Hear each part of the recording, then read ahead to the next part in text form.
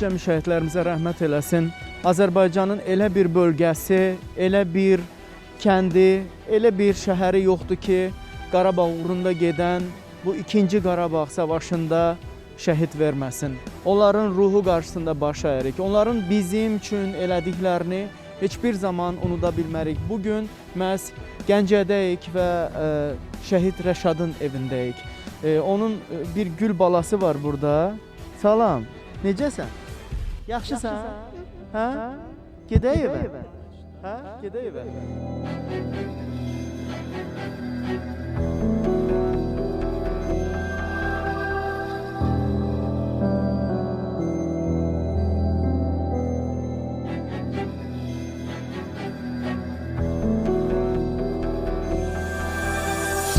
Başına dönüm sana. Mən sizə Qurban olum sana. Çox sağ olun. Ayaqlarınıza qurban olum. Yox, elə demə, qurban olum.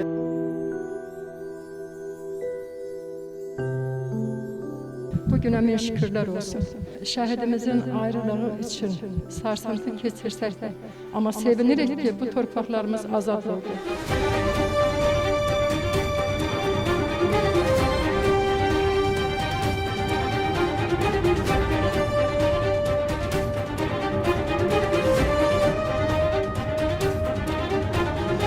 Allah vətənimizi qorusun, prezidentimizi qorusun.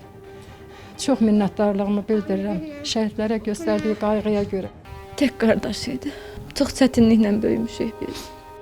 Atasız böyümüsünüz özü. Təxminən Rəşad bu boyda olanda, bu özü oğlu boyda olanda, 7 yaşı olanda atasını itirib və daha sonra ana öz zəhməti ilə, əziyyəti ilə bir oğlunu, bir qızını böyüdüb, boya başa çatdırıb. 2 dənə körpə balası hər zaman onun yerini doldurur. Atası kimi mərd olar inşallah oğlum. Arxamda bir dayaq idi o mənə. Sən başını dik tut bacım. Sən başını heç aşağı salma. Allah uzaq eləsin. Elə həyat yoldaşları, elə ömür gün yoldaşları var ki, xanımının, ailəsinin, valideyninin, vətəninin, dövlətinin başını aşağı salır. Amma sənin yoldaşın bizim hamımızın başını dik tutubdu. Başda da sən olmaq şərti ilə. Ay can, nədir? Kimin papağıdır o? Hə? O kimin papağıdır? Atamın. Atanın papağıdır. Sən qoyursan başına?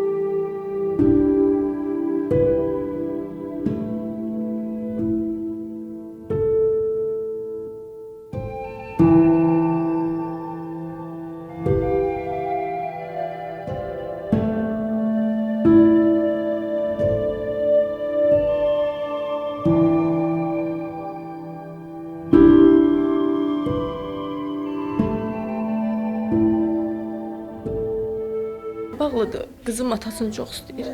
Həddindən çox sual verir. Deyir atam gəlmir. Elə bilirik işdədir. Çünki 1 ay, 2 ay belə oldu tozda, qazaqda oldu deyə bir dəqiqə elə bildik o işdədir də. Yəni inanmırıq, heç birimiz inanmırıq ki, gözümüz o qapıda qalır ki, yəni bir dəqiqə gələcək. Qızım da onun kimi. Mama, atam gələcək. Şəhid olmaq qəhrəman deməkdir. Deyirəm, hə. Deyir şəhid olmaq bilirəm nə deməkdir mama, deyirəm nə deməkdir qızım. Deyir qəhrəman olmaq, hamıya kömək edibdi, ona görə onlara qəhrəman deyirlər və şəhid deyirlər. Deyirəm hə düzdür qızım. Amma deyir atam üçün darıxıram, deyir o şəkilləri ora qoyursunuz, mən onu görüb darıxıram, ürəyim də ağlayır deyir.